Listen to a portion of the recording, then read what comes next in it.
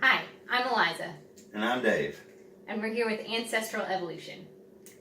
Today we're back with part 2 on our series on pemmican. Because we couldn't get enough pemmican last time, we've decided we are going to alter our recipe and see if we can't make something that tastes pretty good. So this time, instead of using top round in our recipe, we're going to use Ive round. Ive round is a little bit less fatty, and fat is your enemy when it comes to making pemmican, especially when you're talking about long-term storage. We're also going to grind the meat ahead of time in its raw form in a meat grinder, see if we can get it really ground up into little small pieces. And I think it's going to help the drying process itself and help it dry a little bit better, a little bit quicker, and be easier to mix up in our final product. We're also going to try to use cranberries instead of blueberries. Cranberries have less sugar than blueberries, and they have a little bit of a stronger flavor. We're going to use more salt, definitely. Yes, needed more salt last time. Plus, it probably helps preserve it if you have a little more salt. That's salt true. is a preservative. So. That's true. We're going to put it in a little bit of honey, not too much, but a little bit. Yeah, a little honey just to give it something. And honey has actually been used in traditional pemmican recipes, just depending on what part of the world and its availability. But it is also a natural preservative. Honey will actually, on its own, last thousands of years before it spoils. Yeah. So, and last but not least, I think we're going to try out a combination of tallow and bacon grease. Again, I think the bacon grease is going to have a little bit of a better flavor to it than the tallow, and going to give us a tastier result. So yeah, and it may not last quite as long for long-term storage using the bacon grease. Tallow is supposed to last longer if you're looking at like storing this for 10 years plus. But if you're only going to do this for, say, a year or two, and certainly if you're going to put it in a freezer or even the refrigerator, you're going to be good for several years, whether you use bacon grease or pure tallow. So what we're experimenting with today is not your traditional pemmican recipe. If you're looking for a more traditional pemmican recipe, check out our first video. This is our attempt to make it taste better, and for something that we would want to eat on a backpacking trip or a hiking trip. So it's not going to have as long a shelf life as your traditional pemmican, so keep that in mind. Here I've got an Ive round roast that's about 2 pounds, and I'm just going to trim off any fat that's on the outside. Again, this roast has a lot less fat within the meat itself, so that's why this is a good cut to use. I've also got about 2 cups of frozen cranberries that are cut in half so they'll dry a little bit better. Alright, so I've cut up our roast in small enough strips that we can feed it into the meat grinder. And I've just got a KitchenAid mixer here with a meat grinder attachment, and we're going to run it through the coarse grinder first and then the finer grind. So we've run the Ive round roast through the meat grinder, through the coarse setting and through the fine setting. So it's pretty nicely ground. So now we're going to load our dehydrator. Next, I'm going to give it a generous sprinkle of salt.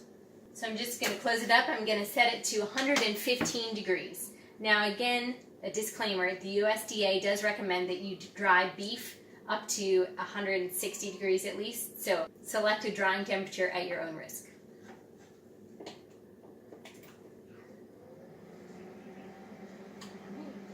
So we're going to dry this probably for about 48 hours, and we're going to rotate the trays a couple times during that time to make sure everything dries evenly.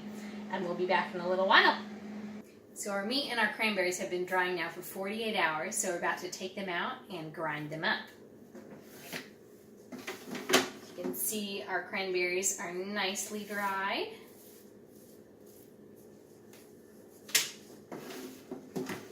And our meat is nicely dried too. So first I'm actually going to weigh this meat and see how much we have. So we've got about 264 grams of meat. So we're going to do half of that in fat. We've got 27 grams of dried cranberries. Our meat and our cranberries are going to go into the food processor, and we're going to grind them up till we get a powder-like consistency. So I've ground up the meat and the cranberries kind of as best we can here, and now we're going to add our fat.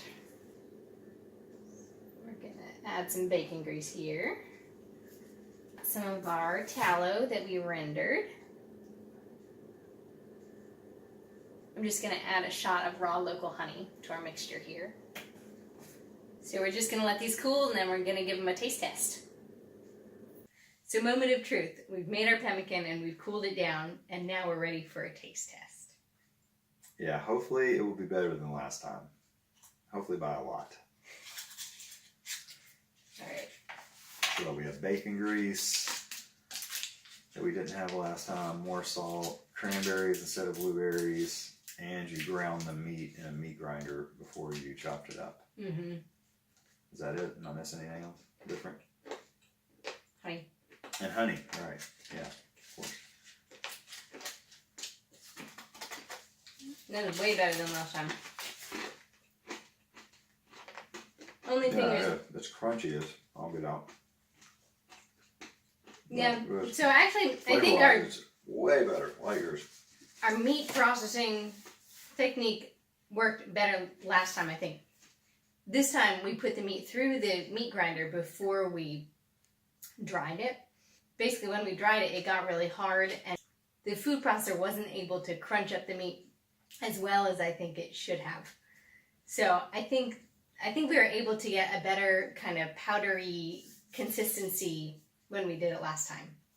So if I were to do it again, I would cut the meat in strips, dry it, and then grind it up like we did the first time.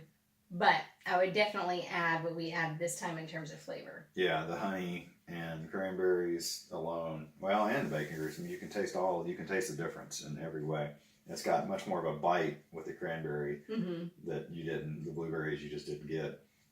So you notice it, but it's a good way to round out the fattiness, because it still is obviously fatty with, half tallow, half bacon grease. Right, but we used a lower proportion of fat this time to meat. We did a 2-part meat to 1 part fat this time. That's the other difference, yeah. Last time we did 1 to 1. So yeah, that's another thing. Yeah, and it's way better. Like, this is a lot better than last time. I would take this on the camping trip and eat it. Yeah, I would actually offer this up to someone and not feel like I was playing a joke on him like the other one. No, the other one, I mean, it's not that bad, but it's pretty, it's it's survival food. It's survival food. Yeah, this is actually sort of semi-enjoyable survival food. Yeah. No, pretty good.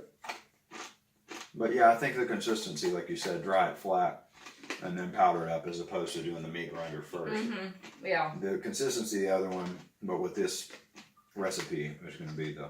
So I guess we'll have to do a third one. I guess so. No, well... And the other thing is... Gets better all the time. Yeah.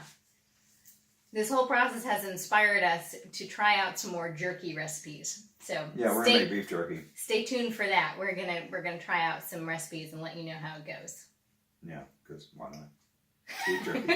It's beef jerky. What could be better? Yeah, no weird sugar and high fructose corn syrup like all the stuff in the store. Yeah, it's true. Till next time. If you like this video, be sure to like and subscribe down below.